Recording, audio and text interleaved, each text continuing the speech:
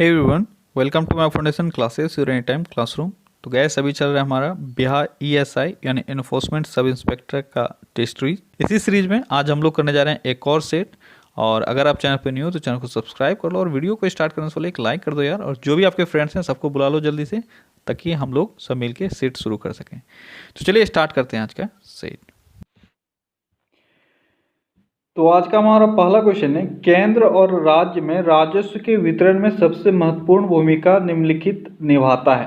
यानी केंद्र और राज्य के बीच में जो राजस्व का वितरण है उसमें सबसे इंपॉर्टेंट रोल किसका है? यह है वित्त आयोग का। ठीक है, और वित्त आयोग का अनुच्छेद कौन सा है? यह है अनुच्छेद आपका 280। देखो जो भी आर्टिकल्स हैं वो इंपॉर्टेंट है, आप याद रखा करो। ठीक है, तो वित्त आयोग का अनुच्छेद हो गया 280। क्लियर है? अगला क्वेश्चन है, उपन्यास पिंजर के रचयिता कौन है? उपन्यास पिंजर के रचयिता कौन है? कौन है पिंजर के रचयिता? तो इसके रचयिता है अमृता प्रीतम। अमृता प्रीतम ने उपन्यास पिंजर लिखा है। इस पर एक मूवी भी बना था जिसका नाम था पिंजर। ठीक है, कागज ते कैनवास। कागज ते कैनवास ये भी बहुत बार एग्जाम में पूछा गया है। ये किसका रचना है? ये भी अमृता प्रीतम का रचना है। अगला क्वेश्चन है, भारत में स्वच्छ जलीय मछली का सबसे बड़ा उत्पादक राज्य कौन सा है? स्वच्छ जलीय मछली का सबसे बड़ा उत्पादक राज्य कौन है? यह है पश्चिम बंगाल। कौन सा है राज्य? पश्चिम बंगाल है। अगला क्वेश्चन है, किस भारतीय अभिनेता को उसकी ब्रिटिश फिल्म उद्योग की उत्कृष्ट सेवाओं के लिए ब्रिटेन की महारानी द्वारा Order of the British Empire द्वारा सम्मानित किया गया था? जल्दी बताओ।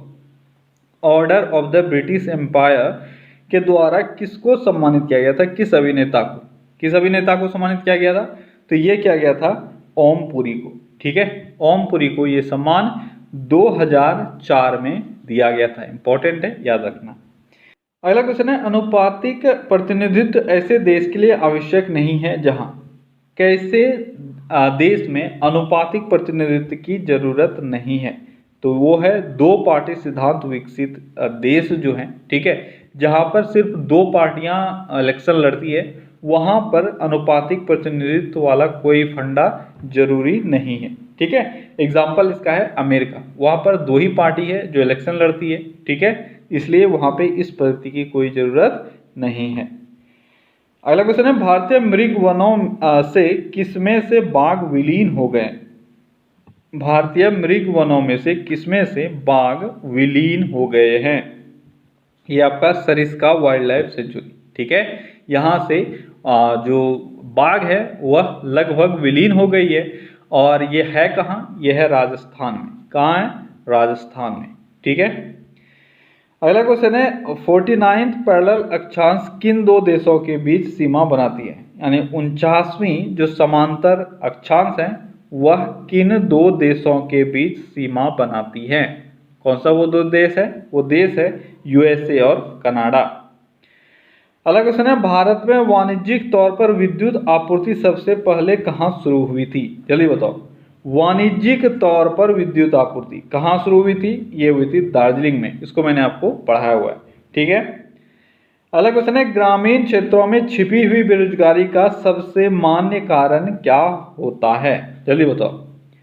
ग्रामीण इलाकों में जो है वहां आपको छिपी हुई बेरोजगारी देखने को मिलता है। इसका सबसे मान्य कारण क्या हो सकता है? इसका सबसे मान्य कारण है भूमि पर जनसंख्या का अतीव दबाव। ठीक है, इसको थोड़ा सा आप समझ लो। गांव में क्या होता है, बहुत अधिक पॉपुलेशन होता है और जमीन जो है वह लिमिटेड है। ठीक है, और डे बाय डे पॉपुलेशन बढ़ता जाता है। इसी के कारण वहां पे क्या होता है, वहां पे छिपी हुई बेरोजगारी नजर आता है। जहाँ पे 2 लोग काम करने चाहिए उस 2 लोग के जगह पे 10 लोग अवेलेबल है। ठीक है, और लोगों को लग रहा है कि हम लोग वहां पे एम्प्लॉयड हैं, पर एक्चुअल में वो लोग अनएम्प्लॉयड होते हैं। ठीक है, अगला क्वेश्चन है, क्रेडिट रेटिंग का प्रयोग। क्रेडिट रेटिंग का प्रयोग कहाँ होता है? जल्दी बताओ। क्रेडिट रेटिंग का प्रयोग कहाँ होता है? तो क्रेडिट रेटिंग का प्रयोग अग्रिम मंजूर करते समय उधारकर्ता के रेटिंग के लिए किया जाता है। ठीक है, देखो जो भी फर्म्स हैं जो लोन वगैरह ले रहे हैं, ठीक है, उनके क्या बैकग्राउंड है, उनको लोन कितना देना चाहिए, किस हिसाब से देना चाहिए, क्या देना चाहिए, इन सब चीज़ों का आकलन किया जाता है पहले। उसी के लिए क्रेडिट रेटिंग का प्रयोग किया जाता है ताकि उनको आसानी से लोन दिया जा सकता है। अगला क्वेश्चन है, भारत के संविधान की प्रस्तावना में कितनी बार संशोधन किया गया है? भारत के संविधान के प्रस्तावना में अभी तक एक ही बार संशोधन हुआ है। कितनी बार हुआ है? एक ही बार संशोधन हुआ है। और वो कितनवां संविधान संशोधन था, जल्दी बताओ कौन सा संविधान संशोधन था? तो वह था आपका 42वां संविधान संशोधन, जो 1976 में हुआ था। ठीक है, इसमें जो समाजवादी, पंथ निरपेक्ष, ठीक है, राष्ट्र की अखंडता, ये सारे शब्द जो हैं यह जोड़ा गया था इसी में। क्लियर है? अगला क्वेश्चन है, निम्नलिखित में से ग्रीस के किस शासक को चंद्रगुप्त मौर्य ने पराजित किया था? ग्रीस के एक शासक को चंद्रगुप्त मौर्य ने पराजित किया था, उसका नाम क्या था? उसका नाम था सेल्यूकस निकेटर। क्या नाम था? सेल्यूकस निकेटर, जो पहले सिकंदर का सेनापति था और बाद में वहाँ का कुछ पार्ट जो है उसका इन्होंने शासन भी किया। और सेल्यूकस निकेटर को चंद्रगुप्त मौर्य ने हराया। कब इनका युद्ध कब हुआ था? 305 ईसा पूर्व में। ठीक है, और सेल्यूकस निकेटर की बेटी थी कार्नेलिया, उससे चंद्रगुप्त मौर्य ने शादी भी किया था।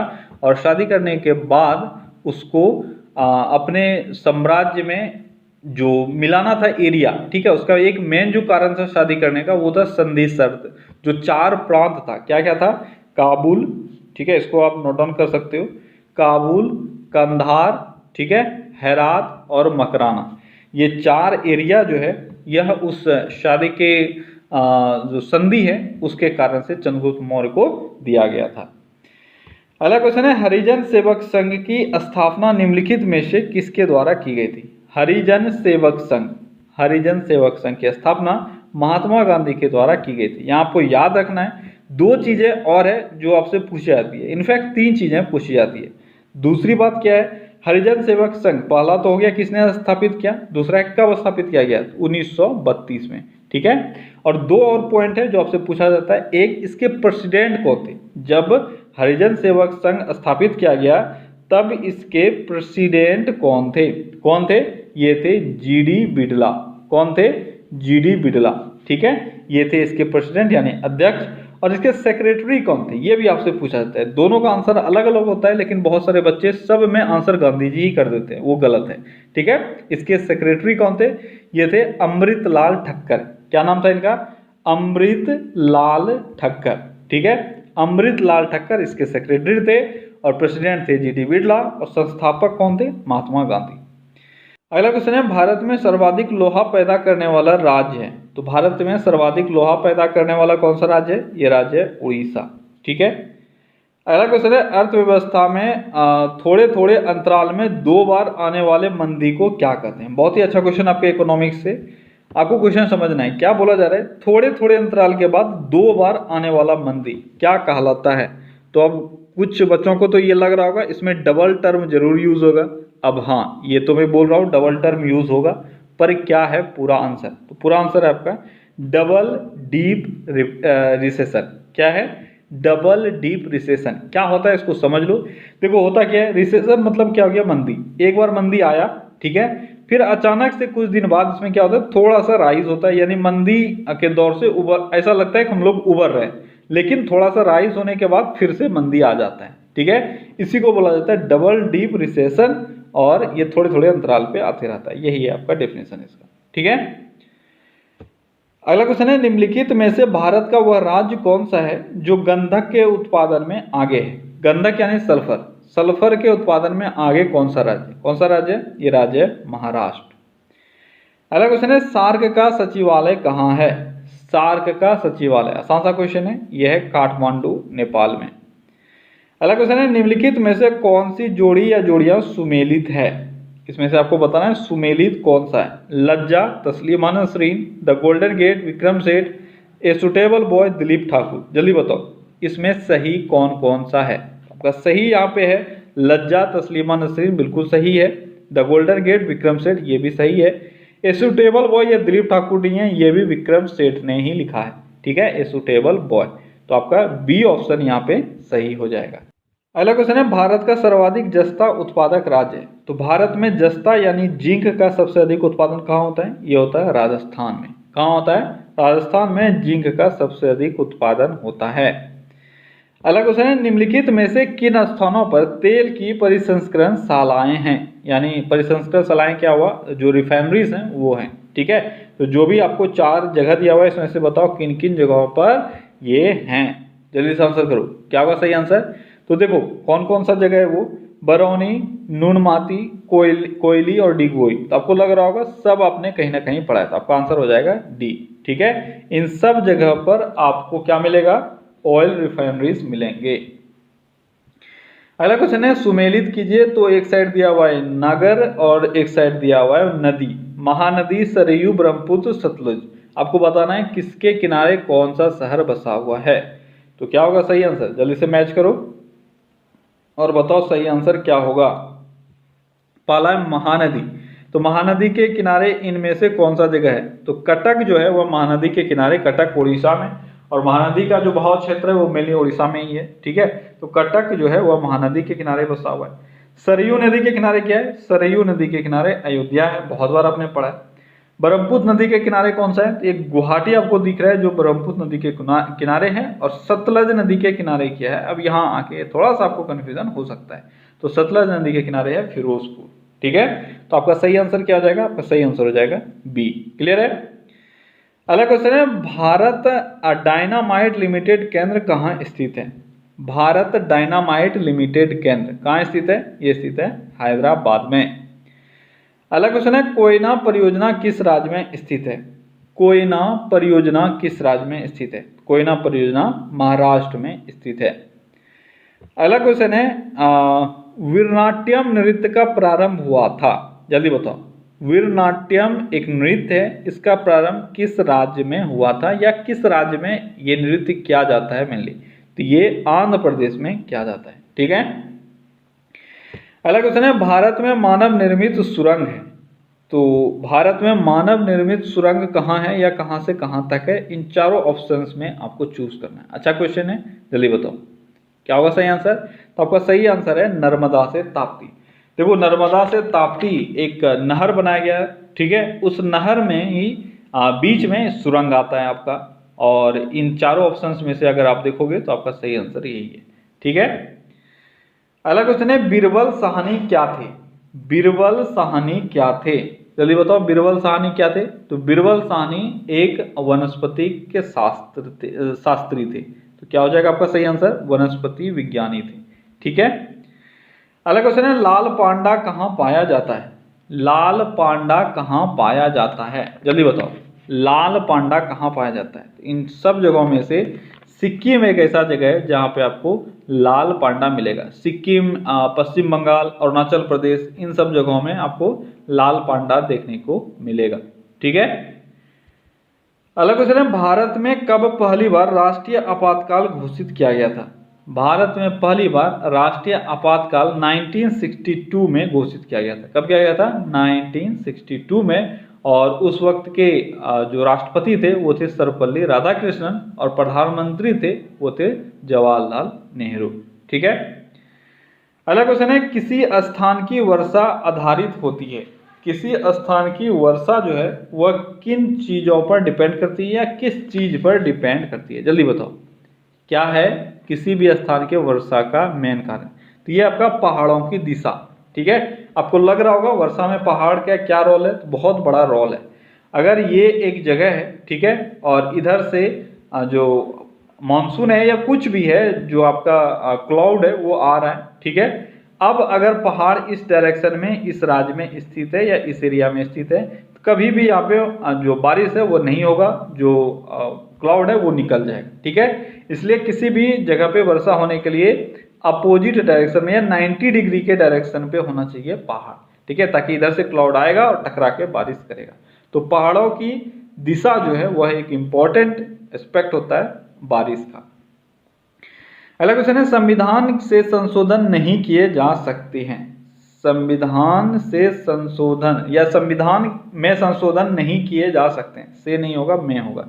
ठीक है, संविधान में संशोधन नहीं किए जा सकते हैं किस, इन चारों में से किस प्रोसेस से। तो जनमत संग्रह से संविधान में संशोधन नहीं किया जा सकता है। इसके लिए इसके लिए स्पेशल प्रोसीजर होता है, और उस प्रोसीजर को फॉलो करना पड़ता है। पहले बिल पुटअप करना पड़ता है संसद में, उसके बाद पास होता है, तब जाके संशोधन होता है।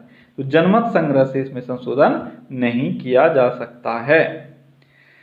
अगला क्वेश्चन है, भारत में कागज उद्योग का प्रथम सफल कारखाना सन 1879 में निम्न में से किस स्थान पर लगाया गया था। क्वेश्चन को बारीकी से पढ़ोगे तो आंसर सही होगा, नहीं तो आंसर गलत होने का चांस भी रहेगा। क्या है क्वेश्चन? क्वेश्चन है प्रथम सफल कारखाना। तो प्रथम सफल कारखाना लगाया गया था लखनऊ में। लेकिन अगर यहीं पे आपसे पूछता प्रथम कारखाना कहाँ लगाया गया था, तो आपके लिए थोड़ा सा ये डिफिकल्ट हो सकता था। ठीक है, क्योंकि पहला कारखाना जो है यह लगाया गया था कहाँ पे? श्रीरामपुर में। आपको जो दिख रहा है श्रीरामपुर, यहाँ पे पहला कारखाना लगाया गया था। ठीक है, 1812 में। कब लगाया गया था? 1812 में। लेकिन ये सक्सेसफुल नहीं रहा। ये श्रीरामपुर है कहाँ? ये वेस्ट बंगाल में है। ठीक है, ये सक्सेसफुल नहीं रहा और सफल कारखाना जो है वो 1879 में लगाया गया था। तो दोनों बातों को आपको क्लियरली समझना है। ठीक है, अगला क्वेश्चन है, निम्नलिखित में से कौन सा स्थान विजयनगर साम्राज्य में गलीचा निर्माण के लिए प्रसिद्ध था? गलीचा निर्माण के लिए कौन सा जगह इन चारों में से प्रसिद्ध था विजयनगर साम्राज्य में? कौन सा जगह है वो जगह है आपका कालीकट। ठीक है, कालीकट गलीचा निर्माण के लिए प्रसिद्ध था। अगला क्वेश्चन है, निम्नलिखित में से कौन सी पुस्तक मुल्क राज आनंद ने नहीं लिखा है? तो इन चारों पुस्तक में आपको बताना है मुल्क राज आनंद ने कौन सा नहीं लिखा है। कौन सा पुस्तक है वो पुस्तक है आपका द डार्क रूम, यानी Coolie, the sword and the sickle और द विलेज। ये तीनों बुक जो है ये मुल्क राज आनंद ने लिखा है। लेकिन ये जो चौथा बुक है द डार्क रूम, ये मुल्क राज आनंद ने नहीं लिखा है। ठीक है, तो किसने लिखा है? ये लिखा गया है R.K. नारायण के द्वारा। ठीक है, किसके द्वारा? R.K. नारायण के द्वारा ये लिखा गया है। अगला क्वेश्चन है, निम्नलिखित में से कौन सी आत्मकथा है? इन चारों में से आपको बताना है आत्मकथा कौन सी है। आसानी से आप इसको टिक आउट कर सकते हो। ये है बाबरनामा। ठीक है, बाबरनामा खुद बाबर ने लिखा था, इस कारण से ये आत्मकथा है। ठीक है, रेस्ट जो भी है ये सब किसी दूसरे के द्वारा लिखा गया है। अगला क्वेश्चन है, किसी राजनीतिक दल को राष्ट्रीय दल के रूप में मान्यता दी जाती है? तो इन चार ऑप्शन में से बताओ किसी भी दल को राष्ट्रीय दल का दर्जा कब दिया जाता है? कब दिया जाता है? ये दिया जाता है यदि उसे 4 या अधिक राज्यों में राजनीतिक दल के रूप में मान्यता दी गई हो तो उसे राष्ट्रीय जो दल है उसके रूप में मान्यता मिलती है। अगला क्वेश्चन है, निम्नलिखित कथनों पर विचार करें। 3 स्टेटमेंट दिया हुआ है, अब तीनों स्टेटमेंट पे आपको विचार करना है। जल्दी जल्दी विचार करो। पहला स्टेटमेंट क्या है आपको वो भी पढ़ना है। जलोढ़ मृदा जो है वह रासायनिक गुणधर्मों में समृद्ध होती है। वह रबी व खरीफ फसलों को उगाने में सक्षम होती है। दूसरा है, काली मिट्टी कपास मूंगफली के लिए उपयुक्त है। तीसरा है, रबी की फसलें जून में बोने के बाद शरद में काटी जाती है। इसमें से बताओ कौन कौन सा कथन सही है, यानी किन विचारों से आप सहमत हो। क्या होगा आपका सही आंसर? आपका सही आंसर होगा बी, यानी पहला और दूसरा स्टेटमेंट सही है लेकिन तीसरा स्टेटमेंट गलत है। रबी की फसल की जो सामान्यता बोने का टाइम है वह है अक्टूबर सब में। ठीक है, और इसको अप्रैल तक काट लिया जाता है, यानी मार्च अप्रैल तक काट लिया जाता है। तो ये स्टेटमेंट तीसरा वाला जो है ये आपका गलत है। ठीक है, अगला क्वेश्चन है, निम्नलिखित में से कौन से वाक्य दक्षिण भारत के भक्ति आंदोलन के संदर्भ में सत्य है? दक्षिण भारत के भक्ति आंदोलन से रिलेटेड कौन सा स्टेटमेंट इन चारों में से आपका सही है, ये आपको टिक आउट करना है। जल्दी से बताओ क्या होगा आपका सही आंसर। तो यहाँ पे आपका सही आंसर होगा वो है आपका बी, यानी 1 और 3 स्टेटमेंट जो है ये सही है। पहला क्या है, इसका नेतृत्व कई लोकप्रिय संतों के द्वारा किया गया था, ये सही है। तीसरा स्टेटमेंट है, इसने जाति व्यवस्था का विरोध किया, ये भी सही है। ठीक है, लेकिन संस्कृत बोलने वाले एवं लिखने वाले का समर्थन किया इन्होंने, ये कहीं नहीं मिलता है। और इसके प्रचार प्रसार में महिलाएं सक्रिय रूप से भागीदार नहीं थी, ये भी आपका गलत है। यानी पहला और तीसरा स्टेटमेंट आपका सही है।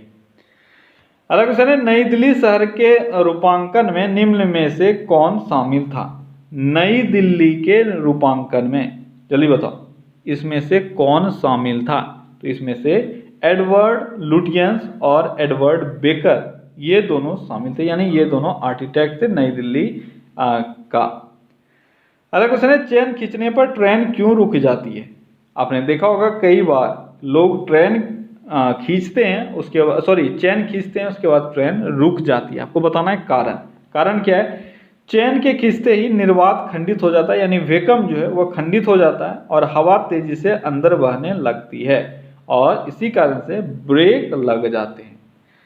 अगला क्वेश्चन है, सुगौली की संधि पर किस वर्ष हस्ताक्षर हुए थे? सुगौली की संधि, इस पर 1816 ईस्वी में समझौता हुआ था। कब हुआ था? 1816 ईस्वी में।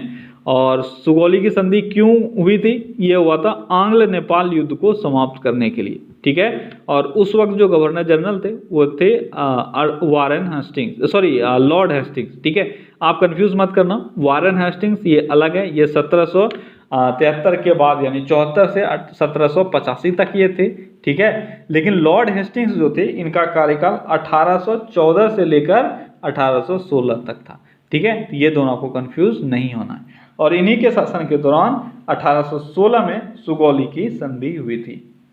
अगला क्वेश्चन है, महाबत खां पर नूरजहां की विजय के क्या कारण थे? महाबत खां पर नूरजहां की विजय का कारण क्या था? देखो, पहला स्टेटमेंट है, महाबत खां की सेवा में राजपूत सैनिकों की बढ़ती और लोकप्रियता। ये स्टेटमेंट सही है। दूसरा है, नूरजहां का धैर्य, साहस एवं दूरदर्शिता। ये भी स्टेटमेंट सही है। तीसरा है, महाबत खां में सैनिक गुणों का अभाव। ये गलत है। और शहजादे खुर्रम की नूरजहां के समय पर मिली मदद। ये भी गलत है, ठीक है। तो आपका सही आंसर हो जाएगा केवल 1 और 2, ठीक है। क्लियर है? अगला क्वेश्चन है, राजा बीरबल की उपाधि किसे दी गई थी? यानी राजा बीरबल जिसको आप जान रहे हो उसका मूल नाम आपको बताना है क्या था? क्या था? ये था महेश दास, और अकबर ने इसको राजा बीरबल की उपाधि दी थी। अगला क्वेश्चन है, निम्नलिखित में से कौन सा सुमेलित नहीं है? यहाँ पे आपको दिख रहा है, एक साइड कुछ कृतियां हैं, दूसरे साइड उसके लेखक हैं। आपको बताना है कौन सुमेलित नहीं है। हुमायूं नामा हुमायूं, क्या हुमायूं नामा हुमायूं ने लिखा था? नहीं, ये हमीदा बानो बेगम जो हुमायूं की बहन थी और अकबर की बुआ थी। तो अकबर ने हुक्म दिया था आप हुमायूं नामा लिखो, ये स्टेटमेंट गलत हो जाएगा। रेस्ट बाबर नामा बाबर ने लिखा, तुजू के जहांगीरी जहांगीर ने लिखा, शाहजहां नामा जो है वह इनायत खान ने लिखा था। ये सारे स्टेटमेंट सही है, ठीक है। अगला क्वेश्चन है, निम्नलिखित में से किसने ढोल की तेज आवाज के साथ एक महिला का अपने पति की चिता के साथ स्वतः को जला लेने की दृश्यों का भयानक चित्रण किया है? किसने इसका चित्रण किया है? किसने किया है? तो ये किया गया है इब्न बतूता के द्वारा। किसके द्वारा किया गया इसका चित्रण? इब्न बतूता के द्वारा। अगला क्वेश्चन है, जया, प्रज्ञा और सोना और मधु ये सारे अनाज हैं। आपको बताना है किसके प्रजातियों का नाम है ये सब? किसके प्रजातियों का नाम है? ये सभी जो है वह गेहूं के प्रजाति का नाम है।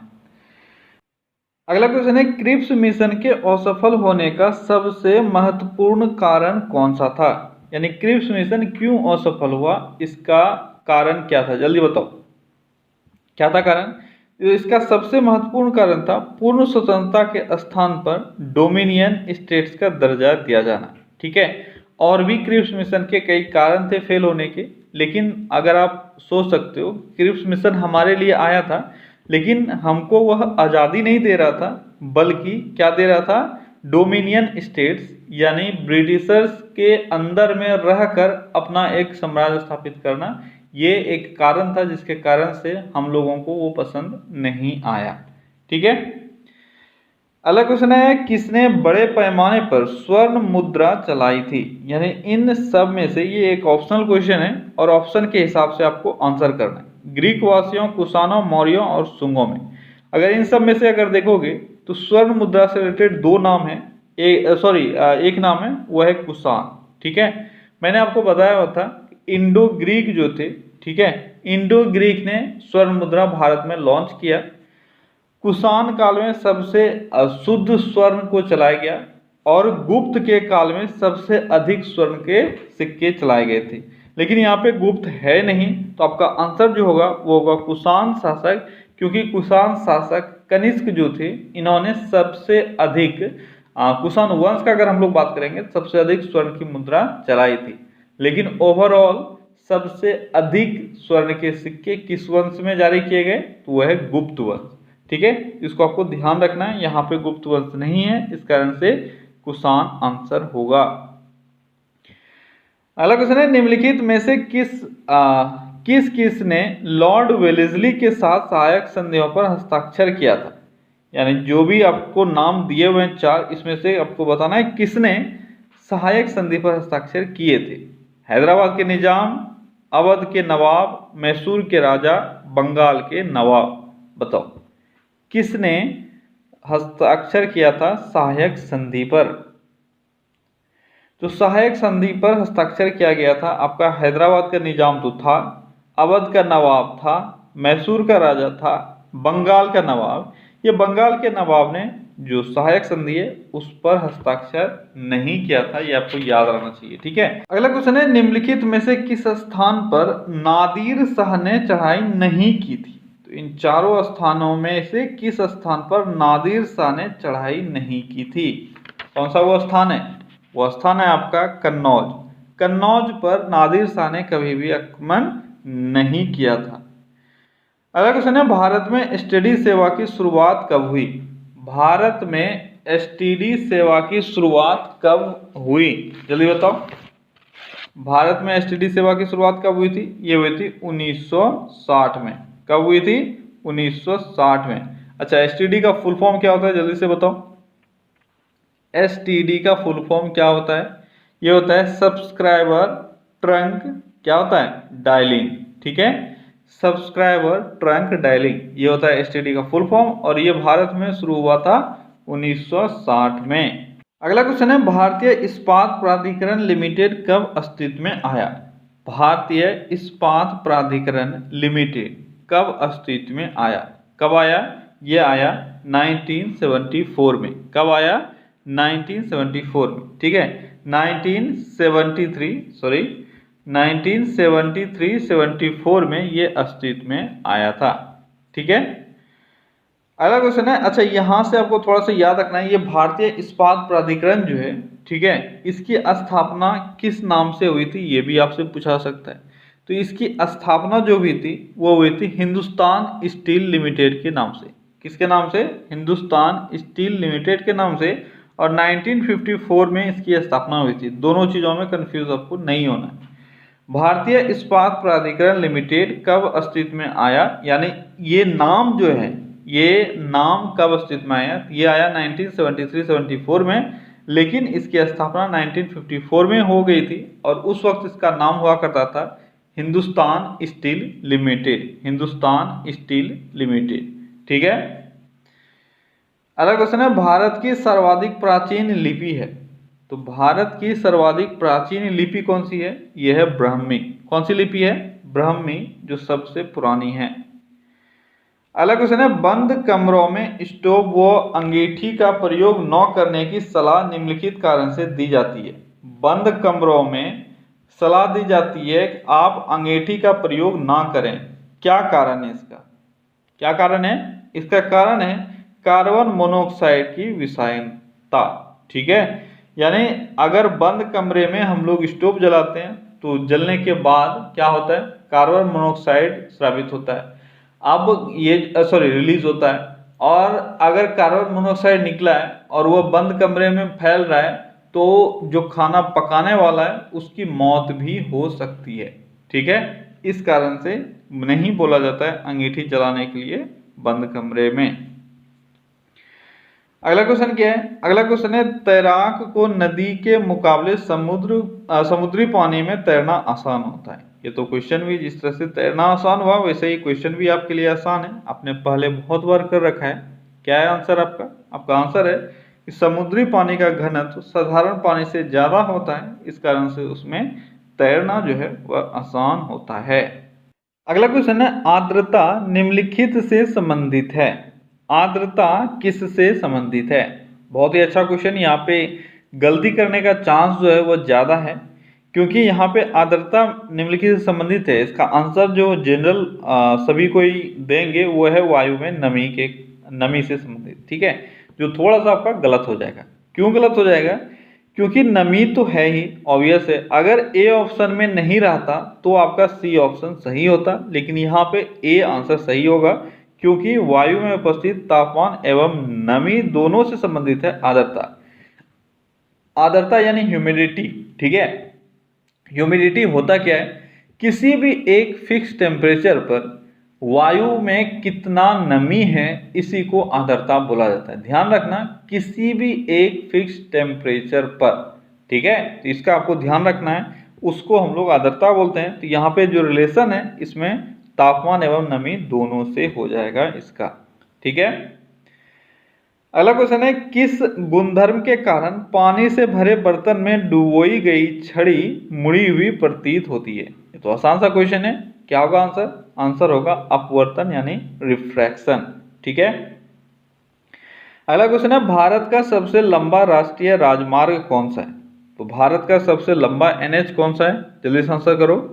तो अब भी जिसका आंसर NH7 है तो वो अपने आप को जोर से एक तमाचा मार लो, क्योंकि अब बहुत दिन बीत गए NH7 को चेंज हुए, और अभी भी अगर आपका आंसर NH7 ही होता है तो आपसे बड़ा बेवकूफ़ कोई नहीं है, और पढ़ाई में आपका ध्यान बिल्कुल नहीं लग रहा है, ठीक है।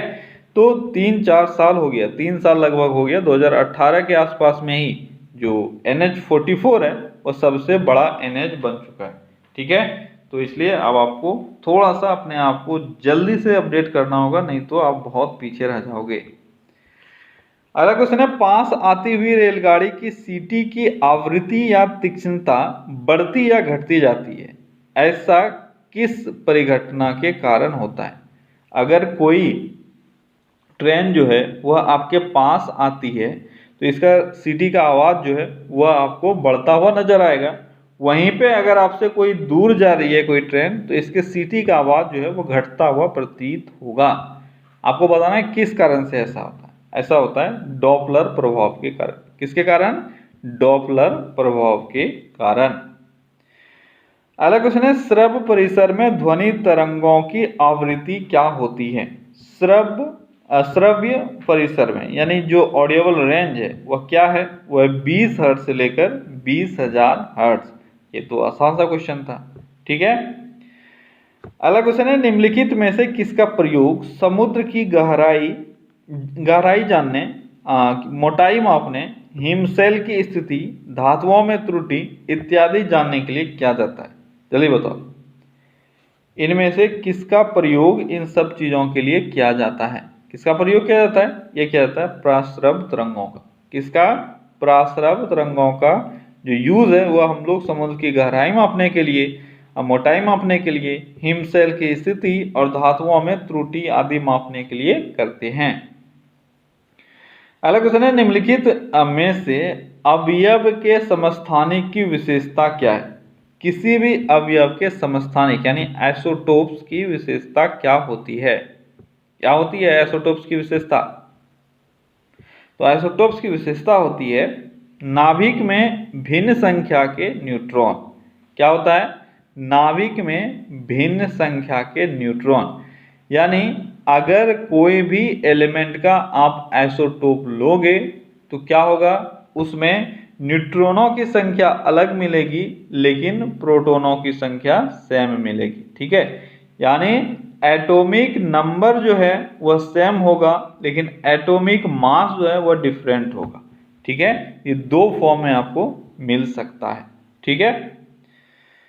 अगला क्वेश्चन है, 1000 वाट के एक हीटर का प्रयोग प्रतिदिन 2 घंटे तक पानी गर्म करने में किया जाता है। 10 दिनों में बिजली की खपत क्या होगी? बताओ जल्दी, क्या होगी? कितनी बिजली खपत होगी? 1000 वाट का हीटर है, 2 घंटे प्रतिदिन यूज कर रहे हैं, तो 10 दिनों में कितना बिजली खपत होगा? आसान सा क्वेश्चन है। कितना होगा? कुल खपत अगर हमको निकालना है यहाँ पे तो क्या हो जाएगा, कुल वाट गुने समय अपॉन 1000, ठीक है। कुल वाट कितना है? 1000 वाट है। कुल समय कितना है? 2 घंटा है, ठीक है। और क्या है, कितने दिनों तक है? 10 दिनों तक है, अपॉन 1000 क्या हो जाएगा? 20 किलोवाट। 20 किलोवाट टोटल खपत है। अगला क्वेश्चन है, आर्किमिडीज का सिद्धांत निम्नलिखित से संबंधित है। आर्किमिडीज का सिद्धांत किससे संबंधित है? तो आर्किमिडीज का सिद्धांत संबंधित है किसी से? प्लवन के नियम से या बायोंसी से। ठीक है, अगला क्वेश्चन है भारत का प्रथम निगमीकृत मुख्य बंदरगाह कौन सा है? भारत का प्रथम निगमीकृत मुख्य बंदरगाह यानी पहला कॉरपोरेट यहाँ का डॉकयार्ड कौन सा है? यह आपका एन्नौर। ठीक है, एन्नौर भारत का पहला कॉरपोरेटेड डॉकयार्ड है। ठीक है, अगला क्वेश्चन है भारत में कितने जलमार्ग राष्ट्रीय जलमार्ग के रूप में अधिसूचित किए जा चुके हैं? राष्ट्रीय जलमार्ग के रूप में कितने जलमार्गों को अधिसूचित किया जा चुका है? कितना है टोटल? यहाँ पे नेशनल वाटरवेज तो टोटल 111 वाटरवेज भारत में है। कितना है? 111। अगला क्वेश्चन है भारत में सबसे बड़ी तेल शोधनशाला कहाँ स्थित है? यानी सबसे बड़ी तेल शोधक कारखाना भारत में कहाँ स्थित है? कहाँ स्थित है भारत में? ये स्थित है जामनगर में। कहाँ है? जामनगर में भारत की सबसे बड़ी तेल शोधन कारखाना है। और किस कंपनी का है? तो रिलायंस का है। ठीक है, अगला क्वेश्चन है वाणिज्यिक क्षेत्रों में निम्नलिखित में से किस कंप्यूटर प्रोग्रामिंग भाषा का सबसे अधिक प्रयोग किया जाता है?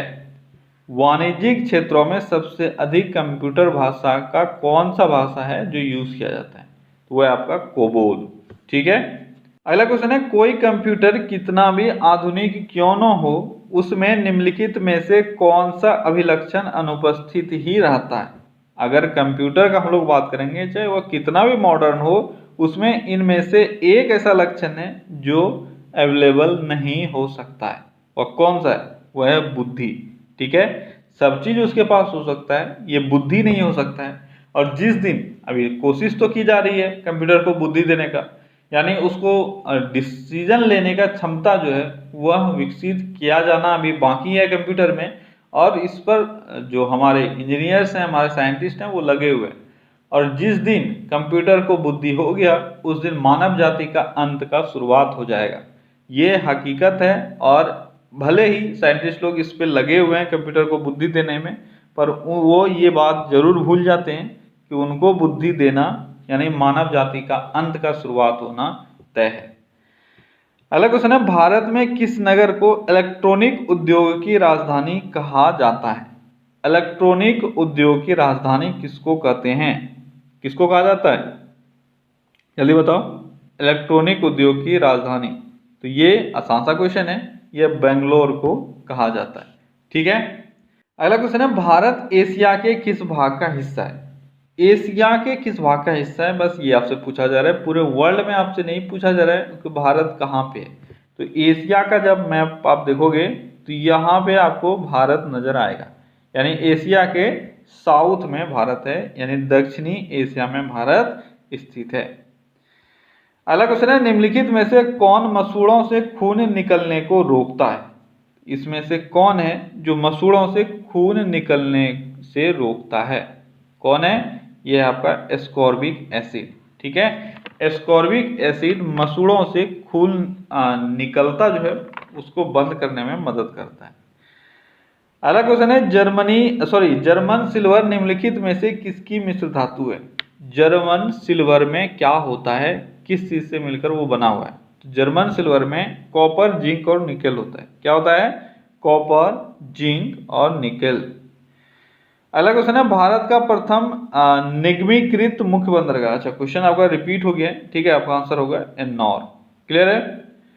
अगला क्वेश्चन है निम्नलिखित को सुमेलित कीजिए। यहाँ पे आपको एक साइड दिया हुआ है पदार्थ, दूसरा साइड है रासायनिक नाम, आपको मैच करना है। जल्दी से मैच करो, क्या होगा आपका सही answer?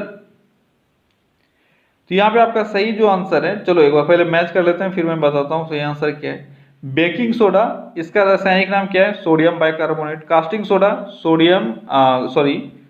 Baking powder sodium bicarbonate. Casting soda जो है, कास्टिंग सोडा क्या हो गया?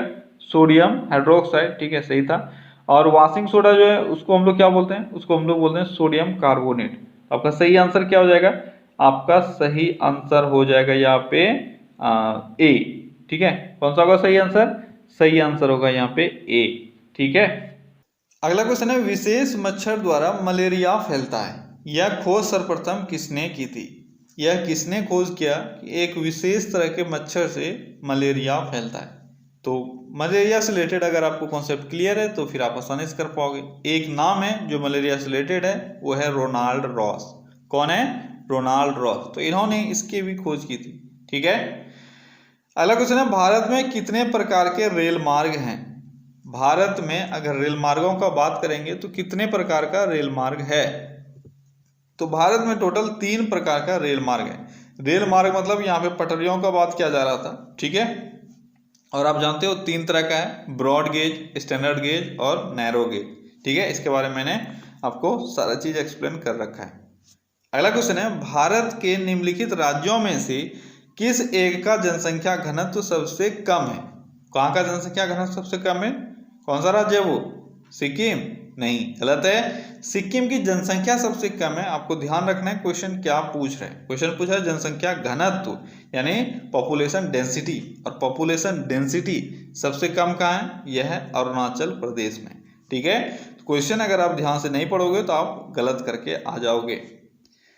अगला क्वेश्चन है, भारतीय रेल को कितने क्षेत्रों में विभक्त किया गया, यानी कितने जोन हैं रेलवे के, आपको वो बताना है। कितने जोन हैं अभी वर्तमान में? तो अभी वर्तमान में 18 जोन हैं। कितने जोन हैं?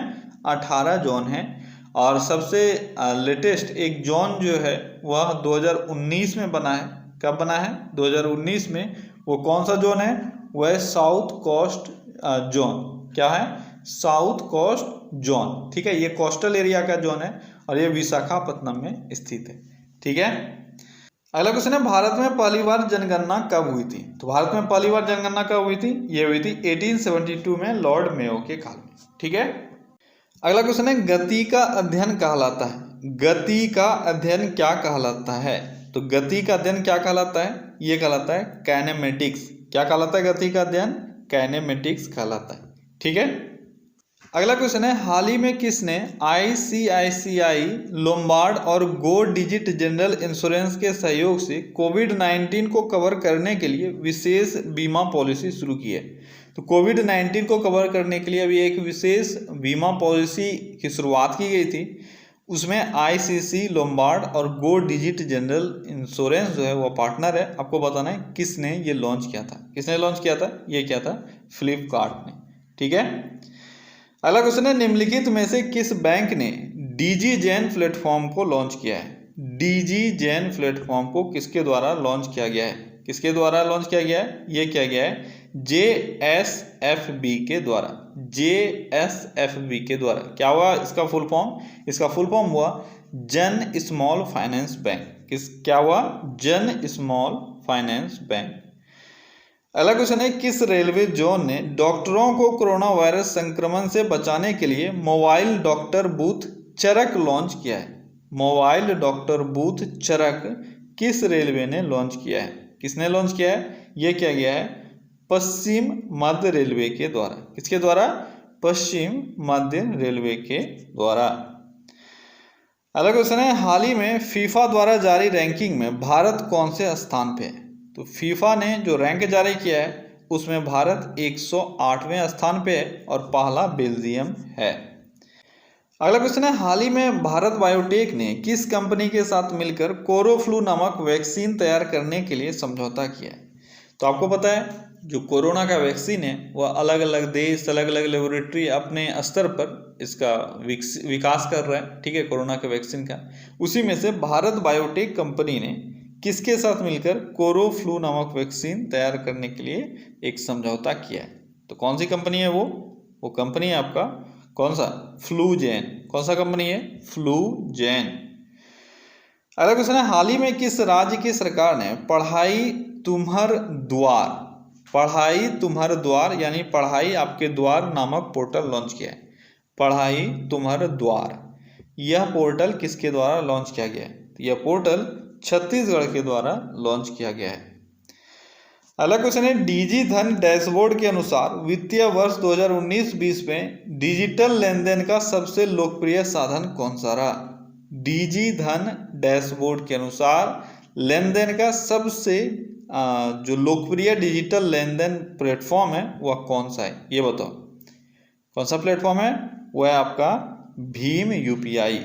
ठीक है, अगला क्वेश्चन है, हाल ही में हुए सर्वे के अनुसार आईटी पेशेवरों के लिए कौन सा शहर काम करने के लिए सबसे पसंदीदा शहर है? आईटी पेशेवर जितने भी हैं उनके लिए सबसे पसंदीदा शहर कौन सा है? कौन सा है? तो ये है बेंगलुरु। ठीक है। अगला क्वेश्चन है, हाल ही में किस कंपनी ने कोविड-19 से लड़ने के लिए यूनिसेफ के साथ हाथ मिलाया है? कोविड-19 से लड़ने के लिए यूनिसेफ के साथ हाथ किसने मिलाया? किसने मिलाया है? हिंदुस्तान यूनिलीवर ने। अगला क्वेश्चन है, हाल ही में किसने नया वर्चुअल ब्रेल कीबोर्ड लॉन्च किया है? नया वर्चुअल ब्रेल कीबोर्ड किसने लॉन्च किया है? किसने लॉन्च किया है? ये किया है गूगल ने।